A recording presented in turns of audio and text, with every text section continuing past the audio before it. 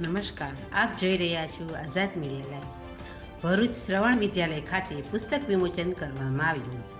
ભરૂચ જિલ્લાના ઈખરના વતની અને શિક્ષણ ક્ષેત્રે પણ જેમની સમાજનું અને ગામનું નામ રોશન કર્યું હતું, જે શિક્ષણાધિકારી તરીકે એમની સેવાઓ આપી ચૂક્યા છે અને અફસોસ ઈખરવીના નામથી પ્રચલિત અને જેવાઓ એ આજ સુધી 10થી વધુ પુસ્તકો લખ્યા એવા અફસોસ ઈખરવીનો આજે વધુને પુસ્તકોના વિમોચન પ્રસંગે લેખક, ગઝલકાર અને સાહિત્ય સાથે સંકળાયેલા મહાનુભાવો તથા શિક્ષણ ક્ષેત્ર જેઓએ નામના મેળવી એવા અને સાહિત્ય રસિકો, સાહિત્ય ક્ષેત્ર જેમને નામ રોશન કર્યું છે એવા મહાનુભાવોના હસ્તે અફસોસ ઈખરવીના પુસ્તક અફસોસનો અવાજ અને ઈખરવીનો અવાજ નામના 2 પુસ્તકોનું વિમોચન કરવામાં આવ્યું.